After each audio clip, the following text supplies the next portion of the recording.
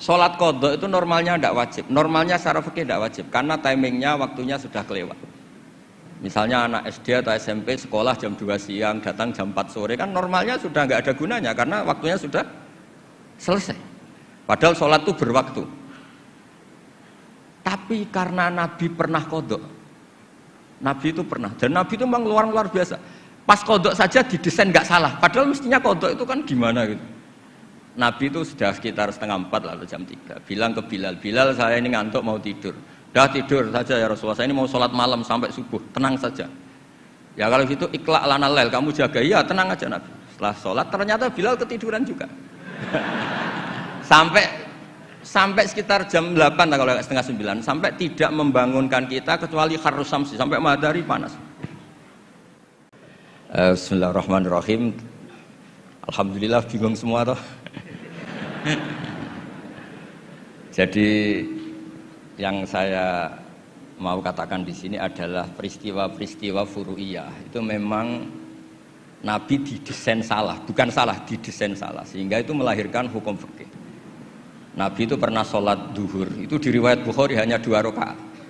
Setelah itu pulang sampai pintu gerbang mau sampai dalam, sahabat yang kayak kita ini senangnya bukan main karena ini revisi hukum dari 4 menjadi 2.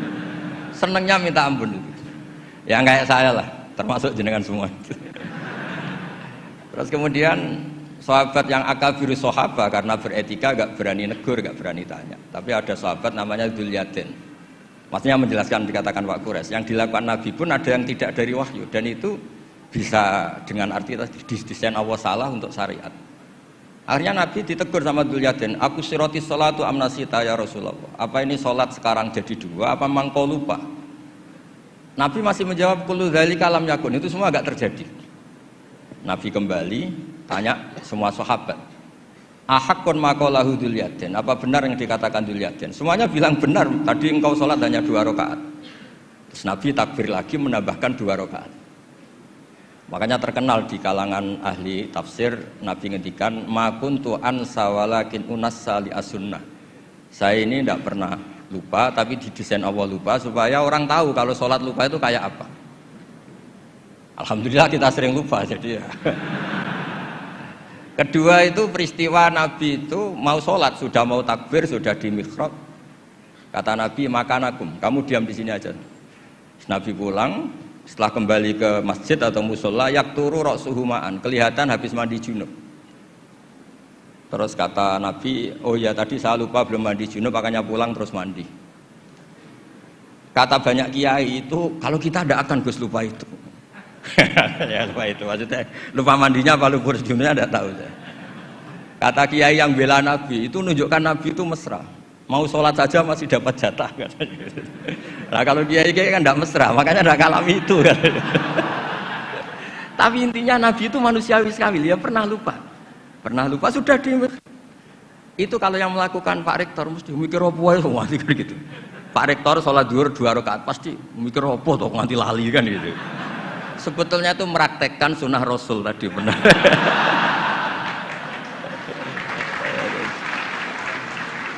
Tidak supaya nanti jenengan nggak salah paham yang dikatakan Pak Quraisy tadi. Memang ada peristiwa furu'iyah yang seperti itu. Yang terakhir saya beri contoh. Sholat qadha itu normalnya tidak wajib. Normalnya secara fikih tidak wajib karena timingnya waktunya sudah kelewat. Misalnya anak SD atau SMP sekolah jam 2 siang datang jam 4 sore kan normalnya sudah nggak ada gunanya karena waktunya sudah selesai. Padahal sholat itu berwaktu. Tapi karena Nabi pernah qadha. Nabi itu pernah dan Nabi itu memang luar biasa. Pas qadha saja didesain nggak salah. Padahal mestinya qadha itu kan gimana gitu. Nabi itu sudah sekitar 3:30 lalu jam 3 bilang ke Bilal, Bilal saya ini ngantuk mau tidur. Dah tidur saja ya Rasulullah, saya ini mau sholat malam sampai subuh, tenang saja. Ya kalau gitu ikhla' lana lail, kamu jaga, iya tenang aja Nabi. Setelah sholat ternyata Bilal ketiduran juga. sampai sekitar jam 8 kalau 8:30, sampai tidak membangunkan kita kecuali kharrus samsi, sampai matahari panas. Terus Nabi tanya, Bilal gimana janji kamu? Katanya Bilal enak. Saya juga ngalami apa yang kau alami ya Rasulullah. Akhirnya terus Nabi nyuruh Bilal, walhasil diadakan sholat jamaah. Nah berkahnya Nabi didesain lupa tadi diketahui kalau sholat qadha itu wajib. Andai kan tidak terjadi kesalahan itu, maka qada itu tidak wajib karena momentumnya sudah kelewat. Jadi itu yang dengan arti itu tadi, ma kuntu ansa walakin unassal ya sunnah. Saya ini tidak pernah lupa, tapi sering didesain Allah itu lupa. Supaya orang tahu kalau beribadah pas lupa atau ada kesalahan sosial apa, cara benahinya gimana. Terus yang kedua tentang tadi yang diceritakan Pak Kures belum dikasih nama iktifa kalau dalam bahasa Balaghah. Quran itu sering pakai bahasa yang iktifa. Iktifa itu menyebut satu karena yang lainnya sudah diketahui. Atau dinisbatkan pada lawan bicara. Misalnya gini, kalau polisi bilang itu dibunuh oleh orang yang nggak dikenal, dicuri oleh orang yang nggak dikenal. Nggak dikenal itu binisbat kepada siapa? Kepada yang punya rumah kan. Kalau yang nyuruh kan tahu, teman malingnya kan tahu. Sodako rahasia, bagi yang dikasih kan tahu. Bilang rahasia binisbat ke siapa? Nah begitu juga Quran sering cerita alladzina yu'minuna bil ghaibi. Semua orang Islam tuh iman sama Nabi Muhammad SAW. Itu tidak ghaib, Nabi musyahad, Nabi maujud musyahad. Tapi iktifa bil ghaibi wa bil musyahad. Orang yang enggak kelihatan saja iman, apalagi sama yang kelihatan. Jadi ada lagi wa huwallazi yabda'ul khalqa tsumma yu'idu wa huwa ahwanu alaih. Kalian semua tahu kan langit bumi yang menciptakan saya, maka setelah hancur saya juga menciptakan lagi. Dan itu lebih mudah kata Allah. Karena logika manusia adalah mengembalikan materi yang sudah ada lebih mudah ketimbang membuat dari awal. Jadi ada beberapa bahasa yang binisbat lil mukhatab. Sehingga bahasa Quran itu sering pakai misalnya nyun sewu wajadaha taghrub, matahari kamu lihat tenggelam. Allah tidak pernah cerita faidan asyamsu gharibah, matahari tenggelam. Enggak mungkin matahari yang al-jirmul akbar, fisik yang lebih besar tenggelam di bumi yang lebih kecil, enggak ada.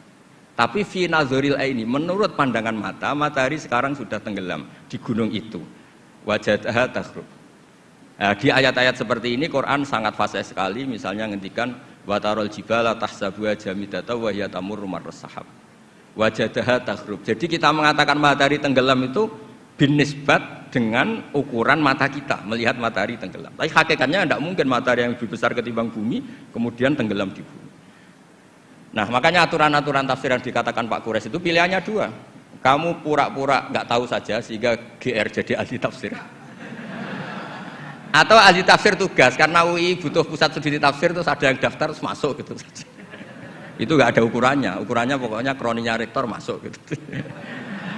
Kalau ukurannya dites ya mungkin yang lulus saya tok. Kalau dites itu yang lulus saya tok. Ya ini guyon tapi betulan katanya. Jadi apa ya gitu. Jadi memang nah yang tadi yang dikatakan Pak Kures memang benar bahwa banyak lafaz ta yang lil wahdah bukan lil jinsi. Memang Baqarah itu lil wahdah bukan lil jinsi. Dan memang di beberapa tafsir termasuk tafsir di Kemenak itu juga masih diberi kata betina. Itu satu-satunya kita bela itu nyari tafsir-tafsir yang kebetulan sejenis. Ada riwayat mengatakan itu unsan, ngintipnya kapan? Tapi memang di bahasa Arab tuh gitu ya. Makanya Abu Hanifah dulu pernah dibully, ditanya apa Namlatu Sulaiman. Beliau zaman itu mungkin belum ila darojatil mustahid, jawab perempuan.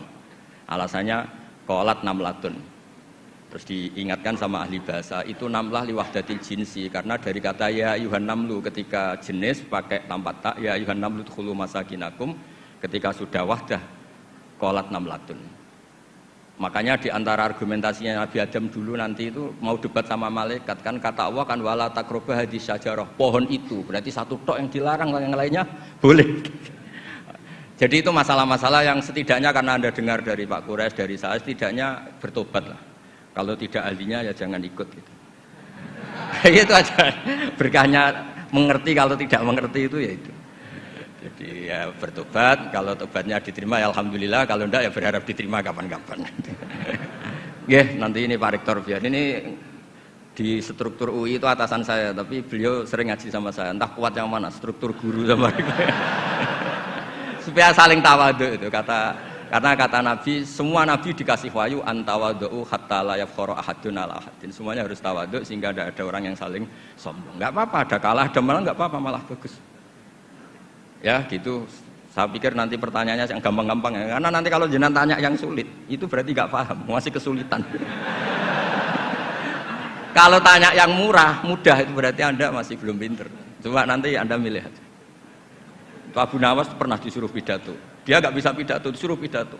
Akhirnya orang minta semua supaya beliau nggak pidato. Dia susahnya bukan main. Dia tanya, Anda semua orang pinter apa orang goblok?